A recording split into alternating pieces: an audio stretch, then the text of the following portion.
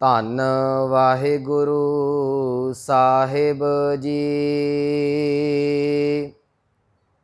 ਮਹੱਲਾ ਪਹਿਲਾ। ਨਾਨਕ ਗੁਰੂ ਨਾ ਚੇਤਨੀ, ਮਨ ਆਪਣੇ ਸੁਚੇਤ। ਛੁੱਟੇ ਤਿਲ ਬੁਆੜ ਜਿਉ, ਸੁਈਐ ਅੰਦਰ ਖੇਤ। ਖੇਤੈ ਅੰਦਰ ਛੁਟਿਆ, ਕਹੋ ਨਾਨਕ ਸੋ ਨਾਹਾ। ਫਲੀਐ ਫੁਲੀਐ ਬਪੋੜੇ, ਭੀ ਧਨ ਵਿੱਚ ਸੁਵਾਹਾ। ਪੌੜੀ। ਆਪੀ ਨੈ ਆਪ ਸਾਜਿਓ, ਆਪੀ ਨੈ ਰਚਿਓ ਨਾਉ। ਦੋਈ ਕੁਦਰਤ ਸਾਜੀਐ, ਕਰ ਆਸਣ ਡਿਠੋ ਚਾਓ। ਦਾਤਾ ਕਰਤਾ ਆਪ ਤੂੰ, ਤੁਸ ਦੇਵਹਿ ਕਰੈ ਪਸਾਓ। ਤੂੰ ਜਾਨੋਈ ਸਭ ਸੈ, ਦੇ ਲੈਸੈ ਜਿੰਦ ਕਵਾਓ। ਕਰ ਆਸਨ ਡਿਠੋ ਚਾਓ। ਵਾਹਿਗੁਰੂ ਜੀ ਕਾ ਖਾਲਸਾ, ਵਾਹਿਗੁਰੂ ਜੀ ਕੀ ਫਤਿਹ। ਪਰਮ ਸਨਮਾਨਯੋਗ ਸਤਿਗੁਰੂ ਗੁਰੂ ਗ੍ਰੰਥ ਸਾਹਿਬ ਮਹਾਰਾਜ ਜੀ ਦੀ ਪਾਵਨ ਹਜ਼ੂਰੀ ਦੇ ਅੰਦਰ ਸੁਭਾਏਮਾਨ ਸਤਸੰਗੀ ਜਨੋ ਵਡਭਾਗੇ ਹੋ, ਜੋ ਸਤਿਗੁਰਾਂ ਦੀ ਰਹਿਮਤ ਬਖਸ਼ਿਸ਼ ਹਾਸਲ ਕਰ ਰਹੇ ਜੇ। ਚੱਲ ਰਹੀ ਲੜੀਵਾਰ ਆਸਾ ਕੀ ਦੀ ਵਿਚਾਰ। ਕੱਲ ਆਪਾਂ ਗੁਰੂ ਨਾਨਕ ਸਾਹਿਬ ਮਹਾਰਾਜ ਜੀ ਦੇ ਅੰਮ੍ਰਿਤ ਬਚਨ, 2 ਸ਼ਲੋਕ ਗੁਰੂ ਨਾਨਕ ਸਾਹਿਬ ਅਤੇ 1 ਗੁਰੂ ਅੰਗਦ ਦੇਵ ਮਹਾਰਾਜ ਜੀ ਦਾ ਸਰਵਣ ਕੀਤਾ ਸੀ। ਕੱਲ ਜਿਹੜਾ ਤੀਸਰਾ ਸ਼ਲੋਕ ਸੀ, ਨਾਨਕ ਗੁਰੂ ਨਾ ਚੇਤਨੀ, ਇਹਦੇ ਮੈਂ ਥੋੜ੍ਹੇ ਜਿਹੇ ਅੱਖਰੀ ਅਰਥ ਕੀਤੇ ਸਨ। ਆਓ ਹੁਣ ਆਪਾਂ ਇਹਦੇ ਭਾਵ ਅਰਥ ਵਾਚ ਕੇ ਤੇ ਪੌੜੀ ਦੇ ਨਾਲ ਜੋੜਨ ਦਾ ਯਤਨ ਕਰੀਏ। ਮੈਂ ਕੱਲ ਅਰਜ਼ ਕੀਤੀ ਸੀ ਕਿ ਸਤਿਗੁਰੂ ਇਸ ਤੀਸਰੇ ਸ਼ਲੋਕ ਦੇ ਅੰਦਰ ਇੱਕ ਉਦਾਹਰਨ ਜਿਹੜੀ ਹੈ ਬੁਵਾੜ ਦੀ ਦੇ ਰਹੇ ਨੇ। ਇਹਨੂੰ ਥੋੜ੍ਹਾ ਜਿਹਾ ਸਮਝ ਲਈਏ, ਸਮਝਣਾ ਫਿਰ ਸੌਖਾ ਹੋ ਜਾਏਗਾ। ਇੱਕ ਕਿਸਾਨ ਤਿਲਾਂ ਦੀ ਖੇਤੀ ਕਰਦਾ ਹੈ। ਉਹ ਜਦੋਂ ਤਿਲਾਂ ਦੀ ਖੇਤੀ ਹੁੰਦੀ ਹੈ ਤੇ ਤਿਲਾਂ ਦੇ ਵਰਗਾ ਹੀ ਇੱਕ ਬੁਵਾੜ ਦਾ ਬੂਟਾ ਜਿਹੜਾ ਹੈ ਉਹ ਤਿਲਾਂ ਦੇ ਵਿੱਚ ਕਈ ਥਾਵਾਂ 'ਤੇ ਪੈਦਾ ਹੋ ਜਾਂਦਾ ਹੈ, ਉੱਗ ਜਾਂਦਾ ਹੈ। ਉਹਦਾ ਵੇਖਣ ਨੂੰ ਹੂਲੀਆ, ਉਹਦੀ ਸ਼ਕਲ, ਉਹਦਾ ਫਲਣਾ, ਉਹਦਾ ਫੁੱਲਣਾ, ਸਤਿਗੁਰੂ ਕਹਿਣ ਲੱਗੇ ਸਾਰੇ ਦਾ ਸਾਰਾ ਤਿਲ ਦੇ ਬੂਟੇ ਵਾਂਗ ਹੈ।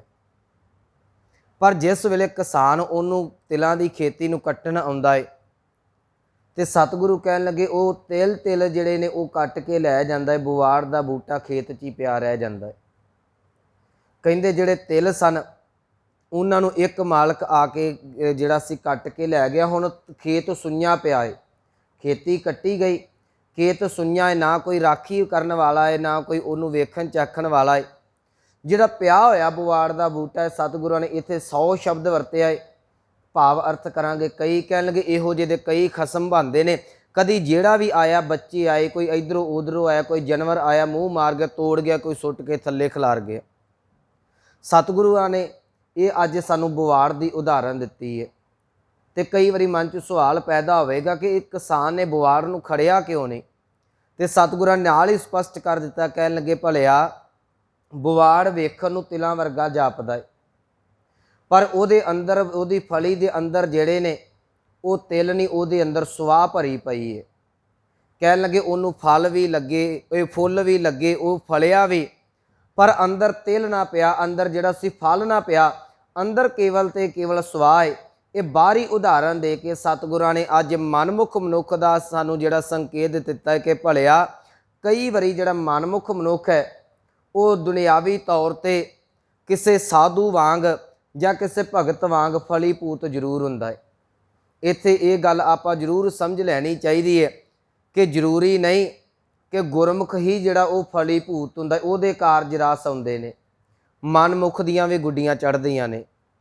ਜੇ ਇੱਕ ਧਰਮੀ ਮਨੁੱਖ ਸੰਸਾਰ ਦੇ ਵਿੱਚ ਆਪਣੇ ਕਾਰੋਬਾਰ ਦੇ ਵਿੱਚ ਕਾਮਯਾਬ ਹੈ ਤੇ ਇੱਕ ਅਧਰਮੀ ਮਨੁੱਖ ਵੀ ਕਾਮਯਾਬ ਹੈ। ਜੇ ਇੱਕ ਮਾਇਆ ਨੂੰ ਪੂਜਣ ਵਾਲਾ ਕਾਮਯਾਬ ਹੈ, ਇੱਕ ਮਾਇਆ ਦਾ ਪੁਜਾਰੀ ਵੀ ਸੰਸਾਰ ਦੇ ਵਿੱਚ ਕਾਮਯਾਬ ਹੋ ਜਾਂਦਾ ਹੈ। ਜਿਵੇਂ ਬੁਵਾੜ ਉਸ ਤਿਲਾਂ 'ਚ ਉੱਗ ਆਇਆ, ਇਸੇ ਤਰੀਕੇ ਦੇ ਨਾਲ ਕਈ ਵਾਰੀ ਮਨਮੁਖ ਜਿਹੜਾ ਹੈ ਉਹ ਜ਼ਿਆਦਾ ਫਲੀਭੂਤ ਹੁੰਦਾ ਹੈ। ਅੱਜ ਅਕਸਰ ਜਿਹੜੇ ਬਜ਼ੁਰਗ ਕਹਿ ਦਿੰਦੇ ਨੇ ਪਾਪ ਜ਼ਿਆਦਾ ਫਲਦਾ ਹੈ। ਤੁਸੀਂ ਵੇਖੋ ਜਿਹੜਾ ਮਨੁੱਖ 2 ਨੰਬਰ ਦਾ ਪੈਸਾ ਇਕੱਠਾ ਕਰਦਾ, ਠੱਗੀਆਂ ਮਾਰੇਗਾ, ਉਹਦੇ ਕੋਲ ਸਾਰੇ ਸੁੱਖ ਨੇ, ਉਹਦੇ ਕੋਲ ਸਾਰੀਆਂ ਸਹੂਲਤਾਂ ਨੇ, ਘਰ 'ਚ ਕਿਸੇ ਗੱਲ ਦੀ ਕਮੀ ਨਹੀਂ। ਬਸ ਜਦੋਂ ਉਹਦੇ ਅੰਦਰ ਨੂੰ ਤੁਸੀਂ ਫੋਲ ਕੇ ਵੇਖੋਗੇ ਨਾ, ਜਿਵੇਂ ਬੁਵਾੜ ਦਾ ਬੂਟਾ ਫੁੱਲਿਆ ਏ, ਫਲਿਆ ਏ, ਉਹਨੂੰ ਫੁੱਲ ਪਏ ਨੇ, ਬੁਵਾੜ ਨੂੰ ਤੋੜ ਕੇ ਵੇਖਿਆ, ਉਹਦੇ ਅੰਦਰ ਸੁਆਹ ਨਿਕਲੀ। ਜਦੋਂ ਤੁਸੀਂ ਰੱਬ ਤੋਂ ਟੁੱਟੇ ਹੋਏ ਦੇ ਨਾਲ ਗੱਲ ਕਰਕੇ ਵੇਖੋ ਤੇ ਉਹਦੇ ਅੰਦਰ ਦੁੱਖਾਂ ਦੀ ਸੁਆਹ ਇਕੱਠੀ ਹੋਈ ਪਈ ਹੈ। ਸਤਿਗੁਰਾਂ ਨੇ ਇੱਥੇ ਅੱਜ ਗੱਲ ਬੜੀ ਸੋਹਣੀ ਕਹੀ, ਕਹਿ ਲਗੇ ਪਰਮੇਸ਼ਰ ਤੋਂ ਬਿਨਾਂ ਹਰ ਕੋਈ ਮਨੁੱਖ ਜਿਹੜਾ ਉਹ ਦੁਖੀ ਤੁਰਿਆ ਫਿਰਦਾ ਹੈ, ਕੋਈ ਇੱਕ ਨਹੀਂ। ਸਤਿਗੁਰੂ ਕਹਿੰਦੇ ਜਿੱਥੋਂ ਤੱਕ ਗੁਰੂ ਨਾਨਕ ਸਾਹਿਬ ਨੇ ਤੇ ਇੱਥੋਂ ਤੱਕ ਕਹਿ ਦਿੱਤਾ, ਕਹਿ ਲਗੇ ਬਾਲੀ ਰੋਵੈ ਨਾਹੇ ਪਧਾਰ ਨਾਨਕ, ਦੁਖੀਆ ਸਭ ਸੰਸਾਰ। ਹਰੇਕ ਮਨੁੱਖ ਦੁਖੀ ਹੈ। ਕਿਸੇ ਦੇ ਕੋਲ ਮਾਇਆ ਦਾ ਘਾਟਾ ਹੈ, ਉਹ ਮਾਇਆ ਕਰਕੇ ਦੁਖੀ ਹੈ। ਕਿਸੇ ਕੋਲ ਪਰਿਵਾਰਕ ਦੁੱਖ ਹੈ, ਉਹ ਪਰਿਵਾਰ ਦੇ ਕਰਕੇ ਦੁਖੀ ਹੈ। ਕੋਈ ਮਾਨਸਿਕ ਤਰ ਕੇ ਦੁਖੀ ਹੈ, ਕੋਈ ਭੌਤਿਕ ਤਲ ਤੇ ਦੁਖੀ ਹੈ। ਕੋਈ ਮਨੁੱਖ ਜਿਹੜਾ ਆਪਣੀ ਇੱਛਾਵਾਂ ਨੂੰ ਲੈ ਕੇ ਦੁਖੀ ਹੈ, ਕੋਈ ਪੂਰਤੀ ਦੇ ਵਾਸਤੇ ਚਿੰਤਾ ਨੂੰ ਲੈ ਕੇ ਦੁਖੀ, ਕੋਈ ਨਾ ਕੋਈ ਦੁਖੀ ਤੁਰਿਆ ਫਿਰਦਾ ਹੈ। ਸਤਿਗੁਰਾਂ ਦੀ ਬਾਣੀ ਕਹਿੰਦੀ ਹੈ ਕਿ ਭਲਿਆ ਜਿਹੜਾ ਮਨੁੱਖ ਪਰਮਾਤਮਾ ਨੂੰ ਭੁਲਾ ਦੇਵੇਗਾ, ਦੁੱਖ ਉਹਦਾ ਕਦੀ ਖਹਿੜਾ ਨਹੀਂ ਛੱਡਦੇ, ਖੁਆਰੀ ਉਹਦੀ ਹਰ ਥਾਂ 'ਤੇ ਹੁੰਦੀ ਹੈ। ਅਸੀਂ ਗੁਰੂ ਅਰਜਨ ਸਾਹਿਬ ਮਹਾਰਾਜ ਜੀ ਦਾ ਇੱਕ ਬਚਨ ਪੜ੍ਹਦੇ ਹਾਂ, ਹਰ ਬਿਸਰਤ ਸਦਾ ਖੁਆਰੀ। ਇੱਥੇ ਸਤਿਗੁਰੂ ਕਹਿਣ ਲੱਗੇ ਤੂੰ ਪਰਮਾਤਮਾ ਨੂੰ ਚੇਤੇ ਨਹੀਂ ਕਰਦਾ। ਉਧਰ ਗੁਰੂ ਅਰਜਨ ਸਾਹਿਬ ਨੇ ਉਦਾਹਰਨ ਦਿੱਤੀ, ਹਰ ਬਿਸਰਤ ਸਦਾ ਖੁਆਰੀ, ਤਾ ਕਉ ਧੋਖਾ ਕਹਾ ਵਿਆਪੈ, ਜਾ ਕਉ ਓਟ ਤੁਹਾਰੀ। ਉਦਾਹਰਨ ਸਤਿਗੁਰਾਂ ਬੜੀ ਸੋਹਣੀ ਲਈ, ਕਹਿ ਲਗੇ ਬਿਨ ਸਿਮਰਨ ਜੋ ਜੀਵਨ ਬਲਨਾ, ਮਨ ਆਪਣੇ ਸੁਚੇਤ। ਇੱਥੇ ਕਹਿ ਲਗੇ ਤੂੰ ਬੜਾ ਸਿਆਣਾ ਬਣਿਆ ਪਰ ਗੁਰੂ ਤੋਂ ਦੂਰ ਹੋ ਗਿਆ। ਉੱਥੇ ਸਤਿਗੁਰੂ ਕਹਿ ਲਗੇ ਸਿਮਰਨ ਤੋਂ ਬਿਨਾਂ ਜਿੰਨੀ ਵੀ ਉਮਰ ਗੁਜ਼ਾਰ ਦਿੱਤੀ, ਸਾਰੀ ਦੀ ਸਾਰੀ ਸੱਪ ਦੀ ਨਿਆਈ। ਬਿਨ ਸਿਮਰਨ ਜੋ ਜੀਵਨ ਬਲਨਾ, ਸਰਪ ਜੈਸੇ ਅਰ ਜਾਰੀ, ਨਵ ਖੰਡਨ ਕੋ ਰਾਜ ਕਮਾਵੇ। ਤੂੰ ਦੁਨੀਆ ਦੇ ਵਿੱਚ ਬੇਸ਼ੱਕ 9 ਖੰਡਾਂ ਦਾ ਰਾਜ ਕਿਉਂ ਨਾ ਕਾਇਮ ਕਰ ਲਾ, ਯਾਦ ਰੱਖੀ ਅੰਤ ਚਲੈਗੋ ਹਾਰੀ। ਇਸ ਸੰਸਾਰ ਦੇ ਉੱਤੋਂ ਤੈਨੂੰ ਮਨੁੱਖਾ ਜਨਮ ਦੀ ਬਾਜੀ ਹਾਰ ਕੇ ਜਾਣੀ ਪਵੇਗੀ। ਕਿਉਂ? ਜੇ ਤੂੰ ਪਰਮਾਤਮਾ ਤੋਂ ਟੁੱਟਿਆ ਹੋਇਆ ਹੈ, ਜੇ ਅੰਦਰ ਤੇਰਾ ਪਰਮਾਤਮਾ ਦੇ ਨਾਲ ਜੁੜਿਆ ਨਹੀਂ। ਸੋ ਇਹ ਅੱਜ ਦੇ ਪਾਵਨ ਸ਼ਲੋਕ ਦਾ ਜਿਹੜਾ ਅੰਤਰੀਵ ਭਾਵ ਹੈ, ਆਰੰਭ ਵਿੱਚ ਸਤਿਗੁਰੂ ਬਖਸ਼ਿਸ਼ ਕਰਦੇ ਨੇ। ਭਾਵੇਂ ਇਹਦੇ ਅੱਖਰੀ ਅਰਥ ਕੀਤੇ ਸਨ ਮਹੱਲਾ ਪਹਿਲਾ, ਇਹ ਤੀਸਰਾ ਸ਼ਲੋਕ ਹੈ ਜੀ ਪਹਿਲੀ ਪੌੜੀ ਦਾ। ਇੱਥੇ ਮੈਂ ਇੱਕ ਹੋਰ ਬੇਨਤੀ ਕਰ ਦੇਵਾਂ, ਗੁਰੂ ਗ੍ਰੰਥ ਸਾਹਿਬ ਮਹਾਰਾਜ ਜੀ ਦੇ ਅੰਦਰ ਇਹ ਜਿਹੜੀ ਆਸਾ ਦੀ ਵਾਰ ਬਾਣੀ ਦਰਜ ਹੈ, ਇਹਦੇ ਵਿੱਚ 24 ਪੌੜੀਆਂ ਨੇ, 60 ਸ਼ਲੋਕ ਨੇ। ਇਹ 46 ਸ਼ਲੋਕ ਧੰਨ ਗੁਰੂ ਨਾਨਕ ਸਾਹਿਬ ਮਹਾਰਾਜ ਜੀ ਦੇ ਨੇ, 14 ਸ਼ਲੋਕ ਜਿਹੜੇ ਉਹ ਗੁਰੂ ਅੰਗਦ ਦੇਵ ਮਹਾਰਾਜ ਜੀ ਦੇ ਨੇ। ਪਰ ਇਹ ਕਈ ਵਾਰੀ ਆਮ ਮਨੁੱਖ ਭੁਲੇਖਾ ਵੀ ਖਾ ਜਾਂਦਾ, ਸ਼ਲੋਕਾਂ ਦੀ ਗਿਣਤੀ ਪੌੜੀਆਂ ਦੇ ਨਾਲ ਹੁੰਦੀ ਹੈ। ਇਹ ਗੱਲ ਨੂੰ ਹਮੇਸ਼ਾ ਯਾਦ ਰੱਖਿਓ। ਜਿਵੇਂ ਪਹਿਲੀ ਪੌੜੀ ਹੈ, ਇਹਦੇ ਨਾਲ 3 ਸ਼ਲੋਕ ਆਏ ਨੇ, ਇਹਨਾਂ ਦੀ ਗਿਣਤੀ ਆਵੇਗੀ 1 2 ਤੇ 3। ਦੂਸਰੀ ਪੌੜੀ ਆਵੇਗੀ, ਜਿਸ ਵੇਲੇ ਦੂਸਰੀ ਪੌੜੀ ਨੂੰ ਅਸੀਂ ਉਹਦਾ ਪਾਠ ਕਰਾਂਗੇ, ਜਿਹੜੇ ਉਹਦੇ ਅੰਦਰ ਸ਼ਲੋਕ ਹੋਣਗੇ, ਉਹਦੇ ਅੰਦਰ 2 ਸ਼ਲੋਕ ਨੇ, ਉਹਨਾਂ ਦੀ ਗਿਣਤੀ 2 ਵੱਖਰੀ ਕੀਤੀ ਜਾਵੇਗੀ। ਇਹ ਥੋੜ੍ਹੇ ਦਿਨ ਲੰਮੇ ਦਿਨ ਵਿਚਾਰ ਚੱਲਣੀ ਹੈ, ਮੈਂ ਤਾਂ ਸਾਂਝਾ ਕਰ ਦਿੱਤਾ। ਪਹਿਲੀ ਪੌੜੀ ਦੇ ਨਾਲ 3 ਸ਼ਲੋਕ ਨੇ। ਇਸੇ ਤਰੀਕੇ ਦੇ ਨਾਲ ਜਿਹੜੀਆਂ ਅੱਗੇ ਜਿਉਂ-ਜਿਉਂ ਪੌੜੀਆਂ ਤੁਰਦੀਆਂ ਜਾਣਗੀਆਂ, ਉਹਨਾਂ ਦੇ ਵਿੱਚ ਜਿਨੇ ਸ਼ਲੋਕ ਆਉਣਗੇ ਤੇ ਉਹ ਸਤਿਗੁਰੂ ਸਾਨੂੰ ਸਮਝਾ ਦੇਣਗੇ ਕਿ ਭਾਈ ਆ ਜਿਹੜੀ ਦੂਸਰੀ ਪੌੜੀ ਦੇ ਨਾਲ ਵੀ 3 ਸ਼ਲੋਕ ਨੇ, ਕਿਸੇ ਨਾਲ 2 ਹੈ, ਕਿਸੇ ਦੇ ਨਾਲ 5 ਸ਼ਲੋਕ ਨੇ। ਸੋ ਇੱਥੇ ਮੈਂ ਤੀਸਰਾ ਸ਼ਲੋਕ ਤਾਂ ਸ਼ਬਦ ਵਰਤਿਆ, ਪਹਿਲੀ ਪੌੜੀ ਦਾ ਤੀਸਰਾ ਸ਼ਲੋਕ ਹੈ। ਅੱਜ ਨਾਲ ਹੀ ਆਪਾਂ ਪੌੜੀ ਦੀ ਵਿਚਾਰ ਜੇ ਕਰ ਲਈ, ਫਿਰ ਕੱਲ ਨੂੰ ਫਿਰ ਜਦੋਂ ਦੂਸਰੀ ਪੌੜੀ ਦਾ ਪਹਿਲਾ ਸ਼ਲੋਕ ਦੀ ਵਿਚਾਰ ਹੋਣੀ, ਉੱਥੇ ਫਿਰ ਇਹ ਸ਼ਬਦ ਰਿਪੀਟ ਹੋਵੇਗਾ ਕਿ ਪਹਿਲਾ ਸ਼ਲੋਕ ਹੈ। ਸੋ ਇਸ ਕਰਕੇ ਕਦੀ ਭੁਲੇਖੇ 'ਚ ਨਹੀਂ ਪੈਣਾ। ਪੌੜੀ ਨੂੰ ਮੁੱਖ ਰੱਖ ਕੇ ਪੌੜੀਆਂ 24 ਨੇ, 60 ਸ਼ਲੋਕ ਨੇ। ਇੱਕ ਪੌੜੀ ਦੇ ਨਾਲ ਕਿਤੇ 2 ਸ਼ਲੋਕ ਨੇ, ਕਿਤੇ 3, ਕਿਤੇ ਕਿੰਨੇ ਸ਼ਲੋਕ ਲੱਗੇ ਹੋਏ ਨੇ। ਇੱਥੇ ਪਹਿਲੀ ਪੌੜੀ ਦਾ ਤੀਸਰਾ ਸ਼ਲੋਕ ਹੈ। महला पहला। सतगुरु कह लगे नानक गुरु ना चेतनी। कह लगे जेड़े मनुख, चेतनी का अर्थ मैं कल भी किया सी, चिंतन करना, उन्होंने याद करना। जेड़े मनुख परमात्मा का सिमरन नहीं करते, जेड़े मनुख गुरु का नाम नहीं जपते, नानक गुरु ना चेतनी मन अपने सुचेत। सुचेत का अर्थ हुंदा सियाणा। इत्थे भाव अर्थ करांगे चलाक। याद रखियो गुरु ग्रंथ साहिब की अमृत बाणी कहती है जिहड़ियां चलाकियां ने, जिहड़ियां सियाणपां ने, ये तैनूं रब दे घर तक नहीं पहुँचण दिंदियां। आम असी जीवन दे विच देखदे जिहड़ा मनुख कई वारी ज़्यादा सियाणा बनदा यतन करे, ज़्यादियां चलाकियां मारे, कई वारी इहो जिहा कसूता फसदा कि बाज मत्थे ते हत्थ रख के बैठ जांदा है। सतगुरु गुरु अमरदास महाराज जी ने भी ये गल सानूं समझाई। कहण लगे मना चलाकियां नाल रब नहीं मिलना। ये मन चंचला चतुराई किने ना पाया। किसी ने चलाकियां दे नाल, चतुराइयां दे नाल अज तक परमात्मा नूं प्राप्त नहीं किया। गुरु नानक साहब महाराज भी रोज़ कहते हैं कि सहस सियाणपा लख होए तां एक ना चलै नाल। कोई चलाकी, कोई सियाणप नहीं चलनी। इत्थे सतगुरां ने, मैं चलो उदाहरण जिहड़ी दुनियावी सी वो सांझी कर दित्ती। हुण इहदे भाव अर्थ करांगे। नानक गुरु ना चेतनी। कल मैं इत्थे ये गल कही सी कि वेखण नूं सरीरक तौर ते मनुख गुरु कल आण के बैठदा है। कई वारी ना असीं सरीरक तौर ते, फिजिकल तौर ते आण के गुरु की हजूरी च बैठ जाने आ।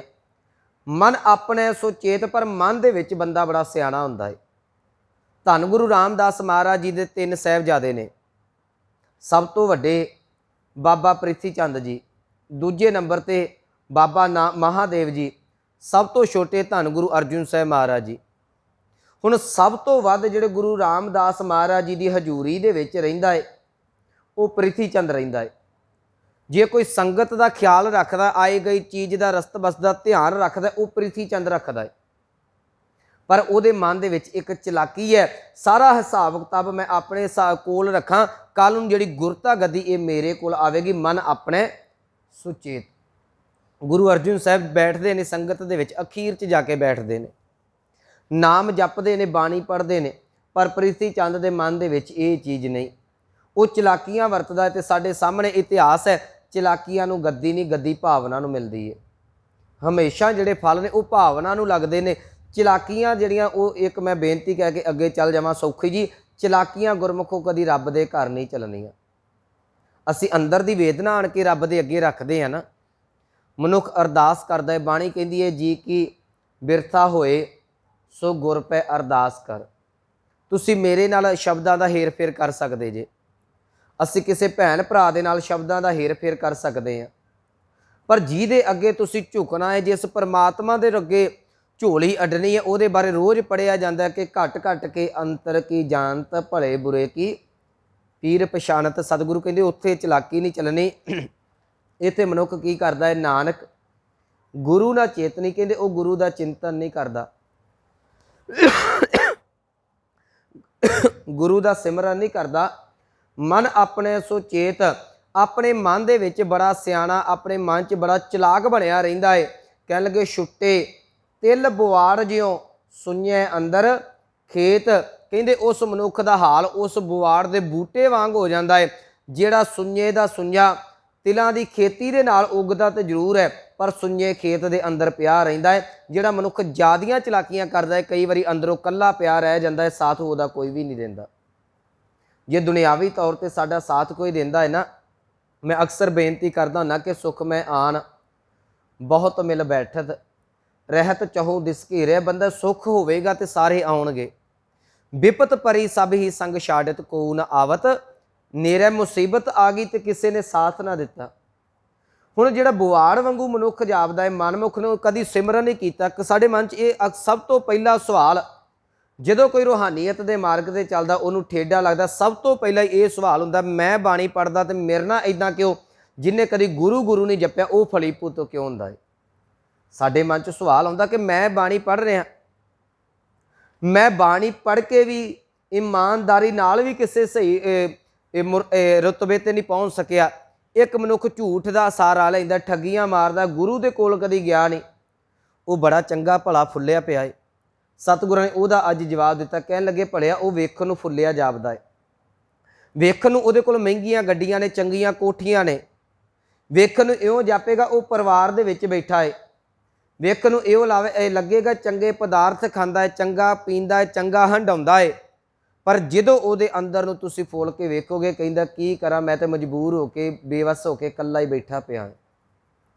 ਮਨੁੱਖ ਜਿਹੜਾ ਹੈ ਦੁਨਿਆਵੀ ਤੌਰ ਤੇ ਕਿਸੇ ਦੇ ਨਾਲ ਜੁੜੇਗਾ ਤੇ ਬੇਵੱਸ ਹੋਵੇਗਾ, ਪਰਮਾਤਮਾ ਦੇ ਨਾਲ ਜੁੜੇਗਾ ਤੇ ਯਾਦ ਰੱਖਿਓ ਉੱਥੇ ਬੇਵੱਸੀ ਨਹੀਂ, ਉੱਥੇ ਗੁਰੂ ਤੇ ਭਰੋਸਾ, ਗੁਰੂ ਤੇ ਵਿਸ਼ਵਾਸ, ਇੰਨੀ ਕੁ ਸ਼ਰਧਾ ਉਪਜ ਜਾਂਦੀ ਹੈ ਕਿ ਉਹ ਜੋ ਕੁਛ ਵੀ ਹੁੰਦਾ ਉਹਦੇ ਭਾਣੇ ਨੂੰ ਸੱਤ ਕਰਕੇ ਮੰਨਦਾ ਹੈ। ਹੁਣ ਇੱਥੇ ਮਨਮੁਖ ਦੀ ਸਤਿਗੁਰੂ ਉਦਾਹਰਨ ਦੇ ਰਹੇ ਨੇ, ਕਹਿੰਦੇ ਜਿਵੇਂ ਬਵਾੜ ਦਾ ਬੂਟਾ ਉਹ ਇੱਕ ਖੇਤ ਦੇ ਵਿੱਚ ਸੁੰਝੇ 'ਚ ਰਹਿ ਜਾਂਦਾ ਹੈ, ਮਨਮੁਖ ਮਨੁੱਖ ਵੀ ਆਪਣੀ ਜ਼ਿੰਦਗੀ ਦੇ ਵਿੱਚ ਇਕੱਲਾ ਰਹਿ ਜਾਂਦਾ ਹੈ। ਛੁੱਟੇ ਤਿਲ ਬਵਾੜ ਜਿਵੇਂ ਤਿਲਾਂ ਦੇ ਵਿੱਚ ਇੱਕ ਮਨੁੱਖ ਆਣ ਕੇ ਜਿਹੜਾ ਇਹ ਤਿਲਾਂ ਦੇ ਵਿੱਚ ਬਵਾੜ ਦਾ ਬੂਟਾ ਰਹਿ ਗਿਆ, ਇਸੇ ਤਰੀਕੇ ਦੇ ਨਾਲ ਭਲੇ ਪੁਰਸ਼ਾਂ ਦੇ ਵਿੱਚ ਜਾਂ ਨੇਕ ਦੇ ਵਿੱਚ, ਜਾਂ ਇਉਂ ਕਹਿ ਲਈਏ ਮਨੁੱਖ ਆਪਣੇ ਅੰਦਰੋਂ ਹੀ ਇਕੱਲਾ ਪੈ ਜਾਂਦਾ ਹੈ। ਆ ਪਿਛਲੇ ਸਮੇਂ ਦੇ ਵਿੱਚ ਦੇਖੋ ਤੁਸੀਂ, ਸਭ ਤੋਂ ਵੱਧ ਸੁਸਾਈਡ ਜਿਹੜੇ ਨੇ ਉਹ ਚੰਗੇ ਭਲੇ ਪੜ੍ਹੇ ਲਿਖੇ ਲੋਕ ਕਰਦੇ ਨੇ। ਕਿਉਂ ਸੁਸਾਈਡ ਕੀਤਾ? ਕਿਉਂਕਿ ਮੇਰੇ ਖਿਆਲ 'ਚ ਮੈਂ ਇਦਾਂ ਦਾ ਪਰਸਨ ਨਹੀਂ ਵੇਖਿਆ ਕਿ ਚਿੱਟਾ ਅਨਪੜ੍ਹ ਹੋਵੇ ਤੇ ਉਹਨੇ ਸੁਸਾਈਡ ਕੀਤਾ ਹੋਵੇ। ਬਹੁਤ ਘੱਟ ਇਦਾਂ ਦੇ ਕੇਸ ਨੇ ਜਿਹੜਾ ਅਨਪੜ੍ਹ ਮਨੁੱਖ ਜਿਹੜਾ ਆਤਮ ਹੱਤਿਆ ਕਰਦਾ ਹੈ। ਪੜ੍ਹਿਆ ਲਿਖਿਆ ਮਨੁੱਖ ਕਿਉਂ ਸੁਸਾਈਡ ਕਰ ਗਿਆ? ਫਿਰ ਉਹਦੇ ਪੜ੍ਹਨ ਲਿਖਣ ਦਾ ਕੀ ਫਾਇਦਾ? ਕਦੀ ਸੋਚੋ। ਉਹਦਾ ਕਾਰਨ ਉਹਨੇ ਪੜ੍ਹ ਹੀ ਇੰਨਾ ਕੁ ਲਿਆ ਕਿ ਉਹ ਕਹਿੰਦਾ ਆ ਵੀ ਨਹੀਂ ਮੇਰਾ, ਆ ਵੀ ਨਹੀਂ ਮੇਰਾ, ਆ ਵੀ ਨਹੀਂ ਮੇਰਾ। ਇੱਕ ਦਿਨ ਇਕੱਲਾ ਪੈ ਗਿਆ, ਇਕੱਲੇ ਕੋਈ ਜ਼ਿੰਦਗੀ ਨਾ ਕੱਟੀ ਗਈ, ਫਾਹ ਲੈ ਕੇ ਜ਼ਿੰਦਗੀ ਨੂੰ ਗਾਂਹ ਛੱਡ ਗਿਆ ਇੱਥੇ ਦਾ ਇੱਥੇ। ਸਤਿਗੁਰੂ ਕਹਿੰਦੇ ਉਹ ਅੰਦਰੋਂ ਇਕੱਲਾ ਪੈ ਚੁੱਕਾ ਹੈ। ਅੱਜ ਕਿੰਨੇ ਸਾਡੇ ਬੱਚੇ ਨੇ ਅੰਦਰੋਂ ਇਕੱਲੇ ਪਏ ਫਿਰੇ ਨੇ, ਕਦੀ ਇੱਧਰ ਫਿਰਦੇ ਨੇ, ਕਦੀ ਇੱਧਰ ਫਿਰਦੇ ਨੇ। ਘਰਾਂ ਦੇ ਵਿੱਚ ਬਜ਼ੁਰਗ ਇਕੱਲੇ ਪਏ ਹੋਏ ਨੇ, ਸਾਡੇ ਮਾਂ ਪਿਓ ਅੰਦਰੋਂ ਇਕੱਲੇ ਹੋਏ ਪਏ ਨੇ। ਕਾਹਦੇ ਵਾਸਤੇ? ਕਿਉਂਕਿ ਨਾਨਕ ਗੁਰੂ ਨਾਲ ਚਿੰਤਨ, ਗੁਰੂ ਨੂੰ ਚਿੰਤਨ ਕੀਤਾ। ਜਦੋਂ ਸਮਾਂ ਸੀ ਬੜਾ ਸਿਆਣਾ ਬਣਦਾ ਸੀ, ਮੈਨੂੰ ਰੱਬ ਦੀ ਕੀ ਲੋੜ ਹੈ। ਜੇ ਕੋਈ ਸਲਾਹ ਦਿੰਦਾ ਸੀ ਉਹਨੂੰ ਕਹਿੰਦਾ ਸੀ ਮੈਨੂੰ ਤੇਰੀਆਂ ਸਲਾਹਾਂ ਦੀ ਲੋੜ ਨਹੀਂ, ਮੈਂ ਸਿਆਣਾ। ਅੱਜ ਸਿਆਣਪਾਂ ਇੱਥੇ ਰਹਿ ਗਈਆਂ, ਹੁਣ ਗੁਰੂ ਗੁਰੂ ਜਪਿਆ ਕੋਈ ਨਹੀਂ ਜਾਂਦਾ, ਅੰਦਰੋਂ ਇਕੱਲਾ ਬਣ ਕੇ ਰਹਿ ਗਿਆ। ਯਾਦ ਰੱਖਿਓ ਪਰਮਾਤਮਾ ਦੋ ਅਵਸਥਾ 'ਚ ਕਦੀ ਨਹੀਂ ਸਿਮਰਿਆ ਜਾਂਦਾ। ਬਹੁਤ ਸੁੱਖ ਆ ਜਾਏਗਾ ਪਰਮਾਤਮਾ ਦਾ ਨਾਮ ਤਾਂ ਵੀ ਨਹੀਂ ਜੇ ਜਪਿਆ ਜਾਣਾ, ਬਹੁਤ ਜ਼ਿਆਦਾ ਦੁੱਖ ਆ ਜਾਏਗਾ ਪਰਮਾਤਮਾ ਦਾ ਨਾਮ ਤਾਂ ਵੀ ਨਹੀਂ ਜਪਿਆ ਜਾਣਾ। ਸੁੱਖ ਮਨੁੱਖ ਨੂੰ ਇੰਨਾ ਕੁ ਤਾਂ ਚੁੱਕ ਦਿੰਦਾ ਹੈ ਉਹ ਰੱਬ ਨੂੰ ਭੁੱਲ ਜਾਂਦਾ ਹੈ।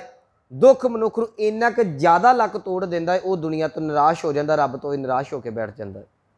ਸਤਿਗੁਰੂ ਕਹਿ ਲਗੇ ਮਨ ਆਪਣੇ ਸੁਚੇਤ, ਤੂੰ ਕਿਤੇ ਪਹਿਲਾਂ ਹੀ ਬੈਲੈਂਸ ਬਣਾ ਕੇ ਰੱਖਿਆ ਹੁੰਦਾ। ਮੈਂ ਅਕਸਰ ਉਦਾਹਰਨ ਦੇਣਾ, ਹਾਰਮੋਨੀਅਮ ਦੇ ਨਾਲ ਵਾਜਾ ਜਿਹੜਾ ਹੈ ਉਹ ਰਾਗੀ ਸਿੰਘ ਸਾਡੇ ਕੀਰਤਨ ਕਰਦੇ ਨੇ। ਜੇ ਕਿਸੇ ਤੰਤੀ ਸਾਜ਼, ਜੇ ਹਾਰਮੋਨੀ ਜਿਵੇਂ ਰਬਾਬ ਵੱਜਦੀ ਹੈ, ਇਹ ਤੰਤੀ ਸਾਜ਼, ਕਿਸੇ ਵਾਜੇ ਦੀਆਂ ਤਾਰਾਂ ਬਹੁਤ ਜ਼ਿਆਦੀਆਂ ਕੱਸ ਦਿੱਤੀਆਂ ਜਾਣ, ਸਾਊਂਡ ਤਾਂ ਵੀ ਨਹੀਂ ਜੇ ਨਿਕਲਣੀ। ਤਾਰਾਂ ਬਹੁਤ ਢਿੱਲੀਆਂ ਛੱਡ ਦਿੱਤੀਆਂ ਜਾਣ, ਸਾਊਂਡ ਤਾਂ ਵੀ ਨਹੀਂ ਨਿਕਲੇਗੀ, ਸੰਗੀਤ ਨਹੀਂ ਪੈਦਾ ਹੋਵੇਗਾ।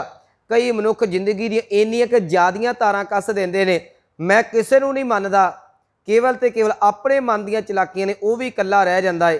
ਤੇ ਜਿਹੜਾ ਸਾਰਿਆਂ ਦਾ ਬਣ ਕੇ ਹੀ ਕਦੀ ਇੱਧਰ ਵੀ ਮੱਥਾ ਰਗੜਿਆ, ਇੱਧਰ ਹੀ ਰਗੜ ਜਾਂਦਾ, ਉਹ ਵੀ ਖਾਲੀ ਰਹਿ ਜਾਂਦਾ, ਗੱਲ ਤਾਂ ਵੀ ਨਹੀਂ ਬਣਦੀ। ਹਰੇਕ ਚੀਜ਼ ਦਾ ਬੈਲੈਂਸ ਹੈ। ਸਤਿਗੁਰੂ ਕਹਿੰਦੇ ਤੂੰ ਪਹਿਲੇ ਦਿਨ ਤੋਂ ਪਰਮਾਤਮਾ ਦਾ ਨਾਮ ਜਪਦਾ। ਇੱਕ ਉਹ ਲੋਕ ਸਨ ਜਿਹੜੇ ਘਰ ਛੱਡ ਕੇ ਪਰਿਵਾਰ ਤੋਂ, ਜਿਹੜੇ ਕਹਿੰਦੇ ਕਿ ਪਰਿਵਾਰ ਜਿਹੜਾ ਹੈ ਰੂਹਾਨੀਅਤ ਦੇ ਮਾਰਗ ਤੇ ਅੜਿੱਕਾ ਹੈ, ਉਹ ਵੀ ਰੱਬ ਤੱਕ ਨਾ ਪਹੁੰਚ ਸਕੇ। ਦੂਸਰੇ ਉਹ ਲੋਕ ਸਨ ਜਿਨ੍ਹਾਂ ਕੋਲ ਰੱਬ ਜਪਿਆ ਨਾ ਗਿਆ, ਸਾਰੀ ਉਮਰ ਪਰਿਵਾਰ ਦੇ ਲਈ ਕੱਢਤੀ, ਉਹ ਵੀ ਰੱਬ ਤੋਂ ਸੱਖਣੇ ਰਹਿ ਗਏ। ਸਤਿਗੁਰੂ ਨੇ ਤਾਈਓ ਬੜੀ ਸੋਹਣੀ ਗੱਲ ਕਹੀ ਸੀ ਕਿ ਭਲਿਆ ਤੂੰ ਅੰਮ੍ਰਿਤ ਵੇਲਾ ਸਾਂਭ ਕੇ ਗੁਰੂ ਗੁਰੂ ਜਪੀ। ਸਾਰੀ ਜ਼ਿੰਦਗੀ ਆਪਣੇ ਕਿਰਤ ਵਿਰਤ ਦੇ ਵਿੱਚ ਵਿਚਰਦਾ ਹੋਇਆ ਸ਼ਾਮ ਨੂੰ ਰਹਿ ਰਾਸ ਕਰਕੇ ਰਾਤ ਨੂੰ ਸੋਲਾ ਸਾਹਿਬ ਕਰਕੇ ਸੌਂ ਜਾਵੇ। ਪਰ ਇਹ ਮਨ 'ਚ ਸੁਚੇਤ ਰਿਹਾ, ਮਨ ਦੇ ਵਿੱਚ ਚਲਾਕ ਰਿਹਾ, ਕਹਿੰਦਾ ਮੈਨੂੰ ਗੁਰੂ ਨੂੰ ਜਪਣ ਦੀ ਕੀ ਲੋੜ ਹੈ। ਨਾਨਕ ਗੁਰੂ ਨਾ ਚੇਤਨੀ, ਮਨ ਆਪਣੇ ਸੁਚੇਤ। ਛੁੱਟੇ ਤਿਲ ਬਵਾੜ ਜਿਉ, ਹੁਣ ਬਵਾੜ ਦੇ ਬੂਟੇ ਦੇ ਵਾਂਗ ਕੱਲਾ ਪਿਆ ਹੋਇਆ ਹੈ ਕਿ ਸੁੰਨੇ ਅੰਦਰ ਖੇਤ, ਜਿਵੇਂ ਖੇਤ 'ਚ ਸੁੰਨੇ ਖੇਤ 'ਚ ਬਵਾੜ ਦਾ ਬੂਟਾ ਹੈ, ਇਹ ਮਨੁੱਖ ਅੰਦਰੋਂ ਹੁਣ ਸੁੰਨਿਆ ਹੋਇਆ ਪਿਆ, ਆਪਣਾ ਕੋਈ ਨਜ਼ਰ ਨਹੀਂ ਆਉਂਦਾ। ਕਹਿਣ ਲੱਗੇ ਖੇਤੈ ਅੰਦਰ ਛੁੱਟਿਆ। ਜਿਹੜਾ ਤਿਲ ਇਹ ਬਵਾੜ ਦਾ ਬੂਟਾ ਖੇਤ ਦੇ ਵਿੱਚ ਛੱਡ ਦਿੱਤਾ ਜਾਵੇ, ਛੁੱਟੜ ਹੋ ਜਾਵੇ, ਕਹੋ ਨਾਨਕ 100 ਨਾਹਾ। 100 ਦਾ ਅਰਥ ਕਰਾਂਗੇ ਸੈਂਕੜੇ, 100 ਗਿਣਤੀ ਵਾਲਾ, ਨਾਹਾ ਦਾ ਅਰਥ ਕਰਾਂਗੇ ਖਸਮ। ਕਹਿੰਦੇ ਉਹਦੇ 100 ਭਾਵ ਅਰਥ ਕਰਾਂਗੇ ਕਈ, ਉਹਦੇ ਕਈ ਖਸਮ ਪੈਦਾ ਹੁੰਦੇ ਨੇ। ਕਦੀ ਕੋਈ ਤੋੜ ਕੇ ਲੈ ਗਿਆ, ਕਦੀ ਕੋਈ ਤੋੜ ਕੇ ਲੈ ਗਿਆ। ਜਿਹੜਾ ਮਨੁੱਖ ਰੱਬ ਤੋਂ ਟੁੱਟ ਜਾਂਦਾ ਹੈ ਉਹਨੂੰ ਕਦੀ ਕੋਈ ਖਿੱਚ ਕੇ ਲੈ ਜਾਂਦਾ ਹੈ, ਉਹਨੂੰ ਕਦੀ ਕੋਈ ਖਿੱਚ ਕੇ ਲੈ ਜਾਂਦਾ ਹੈ। ਤੁਸੀਂ ਵੇਖੋ ਜਿਹੜਾ ਮਨੁੱਖ ਅੰਦਰੋਂ ਦੁਖੀ ਹੈ ਨਾ, ਤੇ ਮੈਂ ਅਕਸਰ ਕਹਿੰਦਾ ਨਾ, ਸਭ ਤੋਂ ਵੱਧ ਜੇ ਮਨੁੱਖ ਨੂੰ ਬਲੈਕਮੇਲ ਕੀਤਾ ਜਾਂਦਾ ਤੇ ਉਹ ਧਰਮ ਦੀ ਦੁਨੀਆ ਦੇ ਵਿੱਚ ਕੀਤਾ ਜਾਂਦਾ ਹੈ। ਸਭ ਤੋਂ ਵੱਧ ਮਨੁੱਖ ਨੂੰ ਲੁੱਟਿਆ ਜਾਂਦਾ ਤੇ ਧਰਮ ਦੀ ਦੁਨੀਆ 'ਚ ਲੁੱਟਿਆ ਜਾਂਦਾ ਹੈ। ਬਾਹਰੀ ਤੌਰ ਤੇ ਆਣ ਕੇ ਕੋਈ ਮੇਰੇ ਜੇਬ 'ਚ ਹੱਥ ਪਾਵੇਗਾ, ਪੈਸੇ ਕੱਢੇਗਾ, ਮੈਨੂੰ ਪਤਾ ਲੱਗ ਜਾਏਗਾ। ਧਰਮ ਦੀ ਦੁਨੀਆ 'ਚ ਸਾਨੂੰ ਪਤਾ ਨਹੀਂ ਲੱਗਦਾ। ਬੰਦਾ ਹਰੇਕ ਦੁਖੀ, ਇਹ ਸਾਨੂੰ ਪ੍ਰਵਾਨ ਕਰਨਾ ਹੀ ਪਵੇਗਾ ਨਾ ਕਿ ਕਿਸੇ ਨਾ ਕਿਸੇ ਘਰ 'ਚ ਕੋਈ ਨਾ ਕੋਈ ਦੁੱਖ ਜ਼ਰੂਰ ਹੈ। ਹੁਣ ਮਨੁੱਖ ਆਉਂਦਾ ਹੈ, ਕਹਿਣ ਲੱਗੇ ਤੇਰਾ ਕੰਮ ਨਹੀਂ ਬਣਿਆ, ਇੱਧਰ ਆ ਕੇ 500 ਦੀ ਅਰਦਾਸ ਕਰਾ ਦੇ, ਇੱਧਰੋਂ ਨਹੀਂ ਬਣਿਆ ਦੂਸਰੇ ਥਾਂ ਤੇ ਕਰਾ ਦੇ। ਕਦੀ ਮਾਤਾ ਨੂੰ ਪੂਜ ਆਇਆ, ਕਦੀ ਪੀਰਾਂ ਨੂੰ ਪੂਜ ਆਇਆ, ਕਦੀ ਗੁਰੂ ਘਰ ਆਣ ਕੇ ਦੇ ਕਰਾ ਦਿੱਤੀ, ਕਦੀ ਦਰਗਾਹ ਦੇ ਉੱਤੇ ਚਾਦਰ ਚੜਾ ਦਿੱਤੀ। ਇਹ ਲੁੱਟਿਆ ਜਾ ਰਿਹਾ, ਦਿਨੋਂ ਦਿਨ ਲੁੱਟਿਆ ਜਾ ਰਿਹਾ। ਸਤਿਗੁਰੂ ਕਹਿੰਦੇ 100 ਨਾਹਾ ਇਹੋ ਜਿਹੇ ਮਨੁੱਖ ਦੇ ਕਈ ਖਸਮ ਨੇ, ਕਈ ਇਹਨੇ ਗੁਰੂ, ਕਈ ਰਹਿਬਰ ਬਣਾਏ, ਪਰ ਝੋਲੀ ਕਿਤੇ ਹੋਵੇ ਨਾ ਭਰੀ। ਕਹਿਣ ਲੱਗੇ ਖੇਤੈ ਅੰਦਰ ਛੁੱਟਿਆ। ਜਿਹੜਾ ਅੰਦਰੋਂ ਕੱਲਾ ਪੈ ਜਾਵੇ ਉਹ ਕਦੀ ਕਿਸੇ ਦੇ ਦਰ ਤੇ ਡਿੱਗਦਾ ਜੇ, ਕਦੀ ਕਿਸੇ ਦੇ ਦਰ ਤੇ ਡਿੱਗਦਾ ਏ। ਸਤਿਗੁਰੂ ਕਹਿ ਲਗੇ ਫਲੀਆਂ ਫੁਲੀਆਂ ਬੱਪੜੇ ਵੇਖਣ ਨੂੰ ਲੱਗਦਾ ਹੈ। ਬੱਪੜੇ ਦਾ ਅਰਥ ਕਰਾਂਗੇ ਵਿਚਾਰਾ, ਵੇਖਣ ਨੂੰ ਲੱਗਦਾ ਇਹਨੂੰ ਫਲ ਬੜੇ ਲੱਗਦੇ ਨੇ। ਤੁਸੀਂ ਵੇਖੋ ਕਈਆਂ ਨੇ ਮੁੰਦਰੀਆਂ ਵੀ ਪਾਈਆਂ ਹੁੰਦੀਆਂ ਨੇ, ਹੱਥਾਂ 'ਚ ਨਗ ਮੜਾ ਕੇ, ਮੌਲੀ ਵੀ ਬੱਧੀ ਹੁੰਦੀ ਹੈ, ਗੁਰਦੁਆਰੇ ਵੀ ਆਉਂਦੇ ਨੇ। ਉਹ ਇਹੋ ਜਿਹੇ ਲੋਕਾਂ ਦੇ ਕੋਲ ਧਨ ਦੌਲਤ ਬੜੀ ਹੈ। ਇਹ ਨਹੀਂ ਕਿ ਇਹਨਾਂ ਕੋਲ ਧਨ ਦੌਲਤ ਦੀ ਕਮੀ ਹੈ, ਧਨ ਦੌਲਤ ਬੜੀ ਹੈ, ਪਰ ਸਤਿਗੁਰੂ ਕਹਿੰਦੇ ਫਲਦੇ ਵੀ ਨੇ, ਫੁੱਲਦੇ ਵੀ ਨੇ। ਇਹਨਾਂ ਨੂੰ ਫਲ ਇਹ ਜਿਹੜੇ ਨੇ ਉਹ ਫੁੱਲ ਵੀ ਪੈਂਦੇ ਨੇ, ਫਲੀ ਭੂਤ ਵੀ, ਮੋਟੇ ਤਾਜ਼ੇ ਵੀ ਹੁੰਦੇ ਨੇ। ਇਹੋ ਜਿਹੇ ਲੋਕਾਂ ਦਾ ਬਿਜ਼ਨਸ ਵੀ ਬੜਾ ਚੱਲਦਾ ਹੈ। ਫਲੀਆਂ ਫੁਲੀਆਂ ਬੱਪੜੇ। ਕਹਿ ਲਗੇ ਜਦੋਂ ਅੰਦਰ ਕਿਸੇ ਦਾ ਫੋਲ ਕੇ ਵੇਖੋ, ਭੀ ਤਨ ਵਿੱਚ ਸੁਆਹ। ਜਦੋਂ ਅੰਦਰ ਨੂੰ ਚਾਹੀਦਾ ਝਾਤੀ ਮਾਰਦੇ ਆ, ਜਿਵੇਂ ਇੱਕ ਬੁਆੜ ਦੇ ਬੂਟੇ ਅੰਦਰ ਸੁਆਹ ਭਰੀ ਹੁੰਦੀ ਹੈ, ਜਿਹੜਾ ਰੱਬ ਤੋਂ ਟੁੱਟਿਆ ਉਹਦੇ ਅੰਦਰ ਕੇਵਲ ਤੇ ਕੇਵਲ ਦੁੱਖਾਂ ਦਾ ਹੀ ਸੁਆਹ ਭਰੀ, ਹੋਰ ਕੁਛ ਨਹੀਂ ਬਚਦਾ। ਮਗਰ ਹਰੇਕ ਮਨੁੱਖ ਅੰਦਰੋਂ ਰੱਬ ਤੋਂ ਟੁੱਟ ਕੇ ਸਾਨੂੰ ਖੁਆਰੀ ਹੈ। ਰੱਬ ਤੋਂ ਟੁੱਟ ਕੇ ਸਤਿਗੁਰੂ ਕਹਿ ਲੱਗੇ ਮਨੁੱਖ ਦੇ ਅੰਦਰ ਸੁਆਹ ਹੀ ਸੁਆਹ ਭਰੀ ਪਈ ਹੈ। ਅੱਗੇ ਪੌੜੀ ਆਰੰਭ ਹੁੰਦੀ ਹੈ ਜੀ। ਪੌੜੀ ਇਹ ਯਾਦ ਰੱਖਿਓ, ਪੌੜੀਆਂ ਜਿੰਨੀਆਂ ਵੀ ਨੇ ਇਹ ਗੁਰੂ ਨਾਨਕ ਸਾਹਿਬ ਮਹਾਰਾਜ ਜੀ ਦੀਆਂ ਨੇ। ਸਤਿਗੁਰਾਂ ਨੇ ਇੱਥੇ ਪਹਿਲੇ 3 ਸਲੋਕਾਂ ਦੇ ਵਿੱਚ ਇਹ ਗੱਲ ਕਹੀ, ਮੈਂ ਗੁਰੂ ਤੋਂ ਉਸ ਬਲਿਹਾਰ ਜਾਨਾ ਹਾਂ, ਕਿਉਂਕਿ ਗੁਰੂ ਤੋਂ ਬਿਨਾਂ ਜੀਵਨ ਜਿਹੜਾ ਅੰਧੇਰੇ ਦੇ ਨੇ ਆਈ ਹੈ। ਬਾਹਰੀ ਚਾਨਣ ਅੰਦਰ ਦਾ ਪ੍ਰਕਾਸ਼ ਨਹੀਂ ਕਰ ਸਕਦੇ। ਮਨੁੱਖ ਰੱਬ ਤੋਂ ਬਿਨਾਂ ਸਿਆਣਾ ਬਣੇਗਾ ਤੇ ਧੱਕੇ ਖਾਵੇਗਾ। ਤੇ ਪੌੜੀ ਦੇ ਵਿੱਚ ਸਤਿਗੁਰੂ ਕਹਿਣ ਲੱਗੇ ਭਲਿਆ ਜਿਸ ਗੁਰੂ ਦੀ ਗੱਲ ਮੈਂ ਤੈਨੂੰ ਸਮਝਾ ਰਿਹਾ, ਯਾਦ ਰੱਖੀ ਉਹ ਗੁਰੂ ਉਸ ਪਰਮਾਤਮਾ ਦੇ ਵਿੱਚ ਅਭੇਦ ਹੈ, ਜਿਹੜਾ ਪਰਮਾਤਮਾ ਸਾਰੀ ਕੁਦਰਤ ਨੂੰ ਤੈਨੂੰ ਚੰਗੇ ਮਾੜੇ ਨੂੰ ਬੈਠਾ ਹੋ ਕੇ ਵੇਖਦਾ ਪਿਆ ਹੈ। ਦੇਖੋ ਗੱਲ ਉਸ ਲੋਕ ਗੁਰੂ ਦੇ ਨੇ, ਪੌੜੀ ਜਿਹੜੀ ਉਹ ਪਰਮਾਤਮਾ ਦੀ ਹੈ, ਕਿਉਂਕਿ ਪਰਮਾਤਮਾ ਦੇ ਵਿੱਚ ਗੁਰੂ ਅਭੇਦ ਹੈ। ਜੇ ਤੂੰ ਗੁਰੂ ਤੋਂ ਕੁਰਬਾਨ ਜਾਣਾ ਹੈ ਤੇ ਪਰਮਾਤਮਾ ਗੁਰੂ ਦੇ ਅੰਦਰ ਤੇਰੇ ਅੰਦਰ ਬੈਠਾ ਹੋਇਆ ਸਾਰਾ ਕੁਝ ਦੇਖਦਾ ਪਿਆ ਹੈ। ਸਤਿਗੁਰੂ ਆਰੰਭ ਕਰਦੇ ਨੇ, ਕਹਿਣ ਲੱਗੇ ਆਪੀ ਨੇ ਆਪ ਸਾਜਿਓ। ਇਹ ਇੱਥੇ ਆਪੀ ਨੇ ਦੇ ਨੰਨੇ ਦੇ ਪੈਰ 'ਚ ਹਲੰਤ ਟੇਢੀ ਲਾਈਨ ਹੈ। ਇਹ ਜਦੋਂ ਇਹ ਸ਼ਬਦ ਆਵੇ ਇਹਨੂੰ ਭਾਰਾ ਕਰਕੇ ਪੜ੍ਹਨਾ ਹੈ। ਸਾਜੇ ਦਾ ਅਰਥ ਹੈ ਆਪਣਾ ਆਪ ਬਣਾਇਆ। ਇਹ ਆਪਾਂ ਪਰਸੋਂ ਵੀ ਇਹਦੀ ਵਿਚਾਰ ਚੱਲੀ ਸੀ। ਸਵੈ ਬੰਗ ਤੋਂ ਯਾਦ ਰੱਖਿਓ ਪਰਮਾਤਮਾ ਨੂੰ ਕੋਈ ਪੈਦਾ ਕਰਨ ਵਾਲਾ ਨਹੀਂ। ਗੁਰੂ ਕਲਗੀਧਰ ਪਾਤਸ਼ਾਹ ਕਹਿੰਦੇ ਨੇ ਨਾ ਤਾਤਾ ਹੈ, ਨਾ ਮਾਤਾ ਹੈ, ਨਾ ਜਾਤਾ ਹੈ, ਨਾ ਪਾਤਾ ਹੈ। ਨਾ ਉਹਦੀ ਕੋਈ ਮਾਂ ਹੈ, ਨਾ ਬਾਪ ਹੈ, ਨਾ ਉਹਦੀ ਜਾਤ ਹੈ, ਨਾ ਕੋਈ ਉਹਦੀ ਪਾਤ ਹੈ। ਜਿਹਨੂੰ ਜਾਤ ਪਾਤ ਦੇ ਵਿੱਚ ਬੰਨੋਗੇ, ਜਿਹਦਾ ਮਾਂ ਪਿਓ ਹੋਵੇਗਾ ਉਹਦਾ ਆਦ ਵੀ ਹੋਵੇਗਾ, ਜਿਹਦਾ ਆਦ ਹੋਵੇਗਾ ਤੇ ਉਹਦਾ ਅੰਤ ਹੋਵੇਗਾ। ਪਰਮਾਤਮਾ ਨਾ ਆਦ ਹੈ ਤੇ ਨਾ ਅੰਤ ਹੈ, ਉਹ ਹਮੇਸ਼ਾ ਹੀ ਇੱਕ ਰਸ ਹੋ ਕੇ ਚੱਲਦਾ ਪਿਆ ਹੈ। ਸਤਿਗੁਰੂ ਕਹਿ ਲਗੇ ਆਪੀ ਨੇ ਆਪ ਸਾਜਿਓ।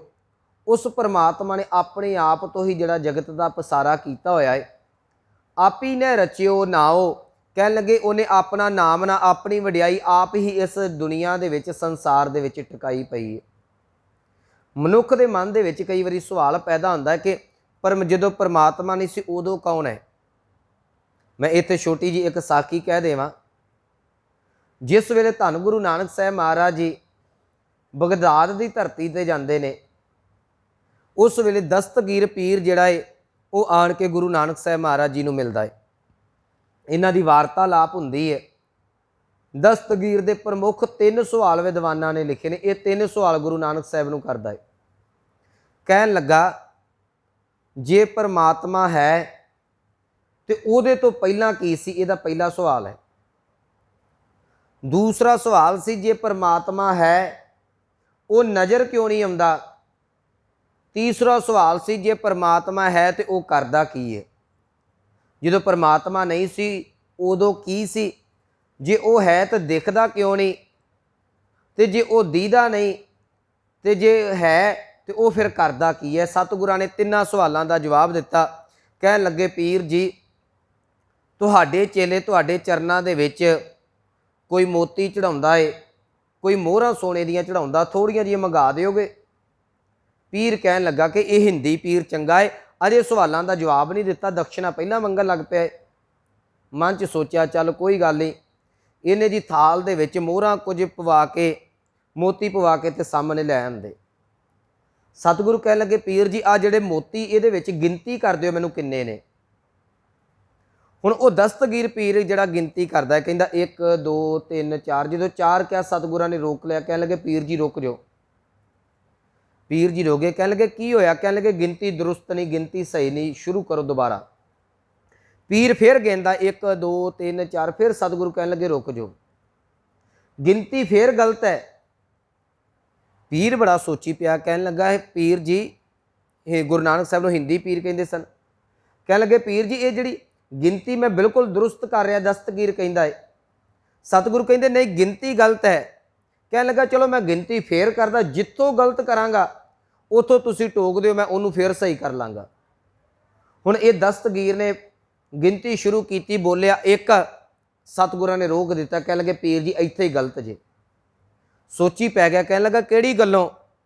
सतगुरु कह लगे 1 तो पहलां की है, 1 तो क्यों गिनती शुरू करदे जे? पीर कहंदा असल दे विच गिनती ही शुरू 1 तो हुंदी, 1 तो पहलां कुछ नहीं सी। सतगुरु कहंदे तुहाडे सवाल का जवाब आ गया पहले दा। जदों 1 तो पहलां कुछ नहीं है तो परमात्मा तो पहलां भी कुछ नहीं सी, असल च मुढ़ ही परमात्मा तो शुरू हुंदा पिया। परमात्मा ही आद है, परमात्मा ही अंत है। जिस वेले पृथ्वी नहीं सी उदों भी पीर जी परमात्मा सी। याद रखियो जिस वेले पृथ्वी का नाश हो जाएगा उदों भी परमात्मा रहेगा, वो केवल ते केवल एक है। इसे करके मेरे गुरु नानक साहब महाराज जी ने जो गुरमत का फलसफा साडी झोली पाया ना, जो दैवी कलाम सतगुरां ने लैके आंदा ते गुरु नानक के घर दे विच जदों भी बाणी पढ़ी जाती 1 तो शुरू की जाती, 1 ओंकार, वो परमात्मा एक है, बाकी गिनती बाद दे विच चलदी। 1 च 1 मिलेगा तां 2 बहाने ने, जे 1 ही ना होया तो जिंदगी दे विच कदी 2 सामने आ ही नहीं सकते।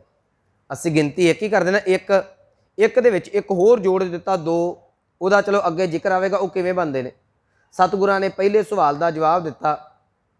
ये पीर दे मन नूं ठंडक मिली कि कुछ चिरां तो जिहड़े सवाल सन किसी सवाल का जवाब मिलिया। कह लगा मेरा दूसरा सवाल, सतगुरु कह लगे दुध का प्रबंध कर दिओ छकण वास्ते।